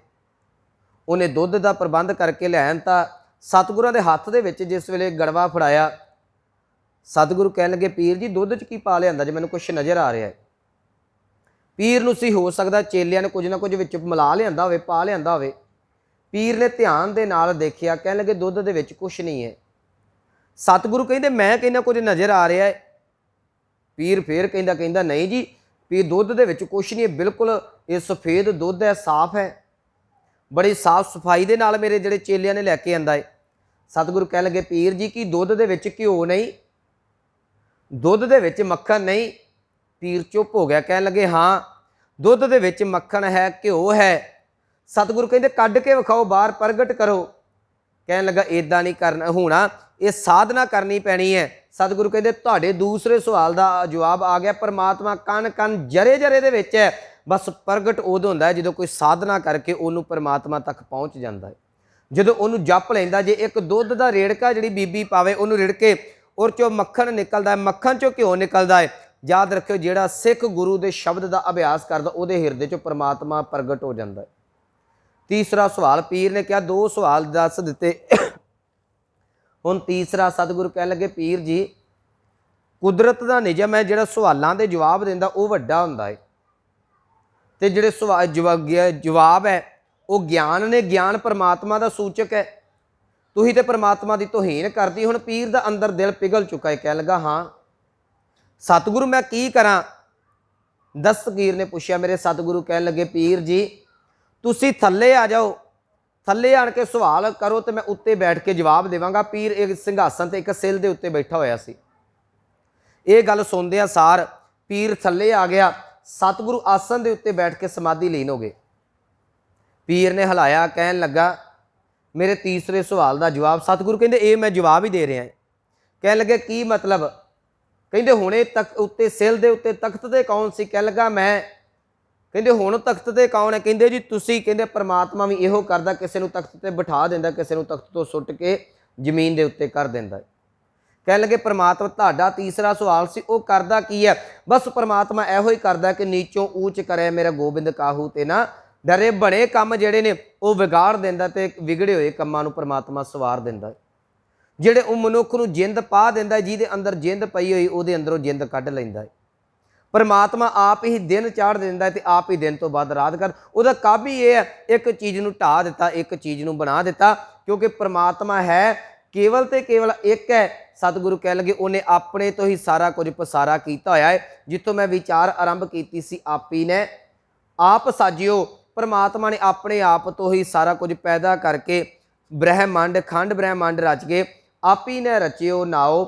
ਆਪਣਾ ਨਾਮ ਨਾ ਆਪਣੀ ਵਡਿਆਈ ਆਪ ਹੀ ਸੰਸਾਰ 'ਚ ਟਿਕਾਈ ਹੈ। ਕਹਿ ਲਗੇ ਦੋਈ ਕੁਦਰਤ ਸਾਜੀ ਹੈ। ਦੋਈ ਦਾ ਅਰਥ ਦੂਸਰੀ। ਫਿਰ ਗੁਰਮਤਿ ਦਾ ਫਲਸਫਾ ਇਹ ਗੱਲ ਕਹਿੰਦਾ ਪਰਮਾਤਮਾ ਨੇ ਆਪਣੇ ਤੋਂ ਮਾਇਆ ਰਚੀ, ਮਾਇਆ ਤੋਂ ਇਹ ਜਿਹੜੀ ਸ੍ਰਿਸ਼ਟੀ ਸਾਜੀ ਗਈ ਹੈ। ਇੱਕ ਭਗਤ ਨਾਮਦੇਵ ਜੀ ਦਾ ਅੰਮ੍ਰਿਤ ਬਚਨ ਆਉਂਦਾ, ਪਹਿਲ ਪੁਰ ਸਾਬਿਰਾ ਅਥੋਨ ਪੁਰਸਾ ਦਮਰਾ ਅਸਗਾ ਅਸ ਉਸਗਾ ਹਰ ਕਾ ਬਾਗਰਾ ਨਾਚੈ ਪਿੰਦੀ ਮੈਂ ਸਾਗਰਾ। ਪਹਿਲ ਪੁਰ ਸਾਬਿਰਾ ਦਾ ਅਰਥ ਕਰਾਂਗੇ ਸਭ ਤੋਂ ਪਹਿਲਾਂ। ਪੁਰ ਸਾਬਿਰਾ ਦਾ ਅਰਥ ਕਰਾਂਗੇ ਪੁਰਸ਼ ਆਬਰਾ, ਉਹ ਪਰਮਾਤਮਾ ਪ੍ਰਗਟ ਹੋਇਆ ਗੁਪਤ ਰੂਪ ਤੋਂ। ਉਹ ਪਰਮਾਤਮਾ ਜਿਹੜਾ ਸੀ ਸਾਕਾਰ ਹੋਇਆ। ਅਥੋਨ, ਅਥੋਨ ਦਾ ਅਰਥ ਹੈ ਬਾਝ। ਪੁਰਸਾ ਦਮਰਾ, ਦਮਰਾ ਕਹਿੰਦੇ ਨੇ ਮਾਇਆ ਨੂੰ। ਕਹਿੰਦੇ ਪਰਮਾਤਮਾ ਨੇ ਆਪਣੇ ਤੋਂ ਮਾਇਆ ਬਣਾਈ। ਅਸਗਾ ਅਸ ਉਸਗਾ, ਪਰਮਾਤਮਾ ਦੇ ਸੁਮੇਲ ਤੋਂ ਤੇ ਮਾਇਆ ਦੇ ਸੁਮੇਲ ਤੋਂ ਇਹ ਸ੍ਰਿਸ਼ਟੀ ਪੈਦਾ ਹੋ ਗਈ। ਜਿਹਨੂੰ ਮੈਂ ਆਰੰਭ 'ਚ ਕਿਹਾ ਨਾ, ਇੱਕ ਦੇ ਵਿੱਚ ਇੱਕ ਮਿਲੇਗਾ ਤੇ ਦੋ ਹੋਵੇਗਾ। ਪਰਮਾਤਮਾ ਇੱਕ ਸੀ, ਉਹਨੇ ਇੱਕ ਵਿੱਚ ਮਾਇਆ ਮਿਲਾ ਦਿੱਤੀ, ਦੋ ਬਣ ਗਿਆ। ਦੋ ਤੋਂ ਗਾਂ ਦੀ ਗਾਂ ਪਸਾਰਾ ਚੱਲਦਾ ਗਿਆ। ਸਤਿਗੁਰਾਂ ਨੇ ਜਿਹੜਾ ਸੀ ਕੀਤਾ ਪਸਾਓ ਇੱਕ ਕੁਆਓ ਤਿਸਤੇ ਹੋਏ ਲੱਖ ਦਰਿਆਓ, ਸਾਰਾ ਕੁਝ ਸਾਜ ਦਿੱਤਾ। ਦੋਈ ਕੁਦਰਤ ਸਾਜੀ ਹੈ। ਪਰਮਾਤਮਾ ਨੇ ਇਹ ਸ੍ਰਿਸ਼ਟੀ ਸਾਜ ਦਿੱਤੀ, ਸਾਜ ਕੇ ਛੱਡ ਨਹੀਂ ਦਿੱਤੀ। ਮੈਂ ਅਕਸਰ ਉਦਾਹਰਨ ਦਿੱਤੀ ਸੀ ਉਸ ਦਿਨ ਵੀ ਕਿ ਇੱਕ ਪੇਂਟਰ ਪੇਂਟਿੰਗ ਬਣਾਉਂਦਾ ਹੈ, ਉਹ ਆਪ ਕਿਤੇ ਹੈ, ਪੇਂਟਿੰਗ ਕਿਤੇ ਹੈ। ਪਰ ਪਰਮਾਤਮਾ ਸ੍ਰਿਸ਼ਟੀ ਬਣਾ ਕੇ ਕਿਤੇ ਗਿਆ ਨਹੀਂ। ਕਹਿ ਲਗੇ ਕਰ ਆਸਨ, ਕਰ ਦਾ ਅਰਥ ਹੈ ਕਰਕੇ, ਆਸਨ ਦਾ ਅਰਥ ਹੈ ਆਸਨ ਲਾ ਕੇ। ਡਿੱਠੋ ਇਹਦਾ ਅਰਥ ਹੈ ਵੇਖਦਾ ਹੈ। ਚਾਓ ਇਹਦਾ ਅਰਥ ਹੈ ਤਮਾਸ਼ਾ। ਕਹਿੰਦੇ ਪਰਮਾਤਮਾ ਨੇ ਸ੍ਰਿਸ਼ਟੀ ਸਾਜੀ, ਸ੍ਰਿਸ਼ਟੀ ਸਾਜ ਕੇ ਸ੍ਰਿਸ਼ਟੀ ਦੇ ਵਿੱਚ ਬੈਠ ਕੇ ਹੀ ਆਪਣੇ ਖੇਡ ਦਾ ਆਪ ਹੀ ਤਮਾਸ਼ਾ ਵੇਖੀ ਜਾ ਰਿਹਾ ਹੈ। ਕਰ ਆਸਨ ਡਿੱਠੋ ਚਾਓ, ਜਿਹੜੀ ਇਹਨੇ ਸਾਜੀ ਹੋਈ ਹੈ ਇਹਦੇ ਵਿੱਚ ਕਹਿ ਲਗੇ ਦਾਤਾ ਕਰਤਾ। ਕਹਿੰਦੇ ਪਾਤਸ਼ਾਹ ਜੋ ਤੂੰ ਸਾਜਿਆ ਇਹਨੂੰ ਬਣਾਉਣ ਵਾਲਾ ਵੀ ਤੂੰ ਹੈ, ਬਣਿਆ ਹੋਇਆਂ ਨੂੰ ਰਿਜ਼ਕ ਇਤਿਆਦਿਕ ਚੀਜ਼ਾਂ ਦੇਣ ਵਾਲਾ ਵੀ ਤੂੰ ਹੈ। ਦਾਤਾ ਕਰਤਾ ਆਪ ਤੂੰ। ਸ੍ਰਿਸ਼ਟੀ ਜੇ ਸਾਜੀ ਹੈ ਤੇ ਗਾਂ ਕਿਸੇ ਦੀ ਡਿਊਟੀ ਨਹੀਂ ਲਾਈ, ਕੋਈ ਮੈਨੇਜਰ ਨਹੀਂ ਲਾਇਆ ਰੱਬ ਨੇ ਕਿ ਇਹਨੂੰ ਤੂੰ ਵੇਖਣਾ ਹੈ। ਹਰੇਕ ਜਿਹੜਾ ਜੀਵ ਉਹਨੂੰ ਆਪ ਦੇਖਦਾ ਪਿਆ ਹੈ। ਤੁਸ ਦੇਵੈ ਕਰੈ ਪਸਾਓ, ਜਿਹਦੇ ਉੱਤੇ ਤੂੰ ਤਰੁੱਠ ਜਾਵੇਂ, ਜਿਹਦੇ ਉੱਤੇ ਤੂੰ ਖੁਸ਼ ਹੋ ਜਾਵੇਂ, ਉਹਨੂੰ ਰਹਿਮਤਾਂ ਦੇ ਨਾਲ ਫੜ ਕੇ ਨਿਵਾਜ ਦਿੰਦਾ ਹੈ। ਤੂੰ ਜਾ ਨੋਈ ਸਭ ਸੈ, ਜਾ ਨੋਈ ਦਾ ਅਰਥ ਹੈ ਜਾਣਦਾ ਹੈ। ਕਹਿੰਦੇ ਤੂੰ ਸਾਰਿਆਂ ਦੇ ਅੰਦਰ ਦੀ ਵੇਦਨਾ ਨੂੰ ਜਾਣਦਾ ਪਿਆ। ਕਦੀ ਗੁਰਮੁਖੋਂ ਮਨ 'ਚ ਨਾ ਰੱਖਿਓ ਮੈਂ ਜਿਹਦੇ ਚਰਨਾਂ 'ਚ ਅਰਦਾਸ ਕਰਨ ਲੱਗਾ ਉਹ ਜਾਣਦਾ ਨਹੀਂ। ਮੈਂ ਆਰੰਭ 'ਚ ਕਿਹਾ ਸੀ ਘਟ ਘਟ ਕੇ ਅੰਤਰ ਕੀ ਜਾਣਤ, ਉਹ ਕੀੜੀ ਤੋਂ ਲੈ ਕੇ ਭਲੇ ਬੁਰੇ ਕੀ ਪੀਰ ਪਛਾਣਤ, ਚੀਟੀ ਤੇ ਕੰਚਰ ਅਸਥੂਲਾ ਸਭ ਪਰ ਕਿਰਪਾ ਦ੍ਰਿਸ਼ਟ ਕਰ ਫੂਲਾ। ਉਹਦੀ ਕੀੜੀ ਤੋਂ ਲੈ ਕੇ ਹਾਥੀ ਤੱਕ ਸਾਰਿਆਂ ਦੇ ਉੱਤੇ ਨਿਗਾਹ ਰਹਿੰਦੀ ਹੈ। ਉਹ ਹਰ ਇੱਕ ਨੂੰ ਵਾਚਦਾ ਪਿਆ ਹੈ। ਸਤਿਗੁਰੂ ਕਹਿ ਲਗੇ ਤੂੰ ਜਾ ਨੋਈ ਸਭ ਸੈ ਦੇ ਲੈਸੈ, ਕਹਿੰਦੇ ਉਹਨਾਂ ਨੂੰ ਦੇ ਕੇ ਲੈ ਲੈਂਦਾ। ਕੀ ਜਿੰਦ ਕੁਆਓ, ਜਿੰਦ ਦਾ ਅਰਥ ਕਰਾਂਗੇ ਪ੍ਰਾਣ, ਕੁਆਓ ਦਾ ਅਰਥ ਕਰਾਂਗੇ ਸਰੀਰ। ਕਹਿਣ ਲੱਗੇ ਪਾਤਸ਼ਾਹ ਇਹੋ ਜਿਹੀ ਤੂੰ ਕੁਦਰਤ ਸਾਜੀ ਹੋਈ ਹੈ, ਤੂੰ ਆਪ ਹੀ ਜੀਵਾਂ ਨੂੰ ਸਰੀਰ ਦੇ ਕੇ ਵਿੱਚ ਜਿੰਦ ਪਾ ਦੇਣਾ ਹੈ। ਆਪਣੀ ਮੌਜ ਦੇ ਵਿੱਚ ਆਉਣਾ ਹੈ ਤੇ ਸਰੀਰ ਨਸ਼ਟ ਕਰਕੇ ਜਿੰਦ ਵਿੱਚੋਂ ਕੱਢ ਕੇ ਸਾਰਾ ਕੁਝ ਖਤਮ ਕਰ ਦੇਣਾ ਹੈ। ਤੂੰ ਜਾ ਨੋਈ ਸਭ ਸੈ ਦੇ ਲੈਸੈ ਜਿੰਦ ਕਵਾਓ। ਅਖੀਰ ਤੇ ਕਹਿਣ ਲੱਗੇ ਕਰ ਆਸਨ ਡਿੱਠੋ ਚਾਓ। ਆਰੰਭ ਹੋਇਆ ਸੀ ਆਪੀ ਨੇ ਆਪ ਸਾਜਿਓ ਤੋਂ। ਕਹਿਣ ਲੱਗੇ ਪ੍ਰਭੂ ਜੀ ਤੁਸੀਂ ਆਪ ਸ੍ਰਿਸ਼ਟੀ ਸਾਜੀ। ਅਖੀਰ ਤੇ ਕਹਿ ਲਗੇ ਇਸ ਸ੍ਰਿਸ਼ਟੀ ਦੇ ਵਿੱਚ ਕੁਦਰਤ ਦੇ ਵਿੱਚ ਆਸਨ ਜਮਾ ਕੇ ਬੈਠ ਗਏ। ਕੱਲਾ ਬੈਠ ਨਹੀਂ ਗਏ, ਹੁਣ ਸ੍ਰਿਸ਼ਟੀ ਦੀ ਦੇਖ ਰੇਖ ਉਹਨੂੰ ਵੇਖਦੇ, ਉਹਨੂੰ ਪਾਲਦੇ ਵੀ ਆਪ ਨੇ। ਡਿੱਠੋ ਚਾਓ, ਆਪਣੇ ਤਮਾਸ਼ੇ ਨੂੰ ਆਪ ਹੀ ਬੜੀ ਖੁਸ਼ੀ ਦੇ ਨਾਲ, ਆਪਣੇ ਇਸ ਤਮਾਸ਼ੇ ਨੂੰ ਆਪ ਹੀ ਬੜੀਆਂ ਰਹਿਮਤਾਂ ਵਡਿਆਈਆਂ ਦੇ ਨਾਲ ਦੇ ਕੇ ਇਹਦੀ ਪ੍ਰਤਪਾਲਨਾ ਪਏ ਕਰਦੇ ਨੇ। ਸੋ ਇਹ ਸੀ ਪਹਿਲੀ ਪੌੜੀ ਦੇ ਨਾਲ ਲੱਗਦੇ ਹੋਏ 3 ਸ਼ਲੋਕਾਂ ਦੀ ਵਿਚਾਰ। ਇੰਨੀਆਂ ਬੇਨਤੀਆਂ ਪ੍ਰਵਾਨ ਕਰਨੀਆਂ, ਹੋਈਆਂ ਭੁੱਲਾਂ ਗਲਤੀਆਂ ਦੀ ਖਿਮਾ ਬਖਸ਼ਣੀ। ਆਓ ਪਾਵਨ ਪੰਕਤੀਆਂ ਦਾ ਜਾਪ ਸਰਵਣ ਕਰਕੇ ਸਮਾਪਤੀ ਕਰੀਏ। ਦਾਤਾ ਕਰਤਾ ਆਪ ਤੂੰ तुस देवै करै पसाओ, तू जानोई सब सै दे लैसै जिंद कवाओ, कर आसन डिठो चाओ।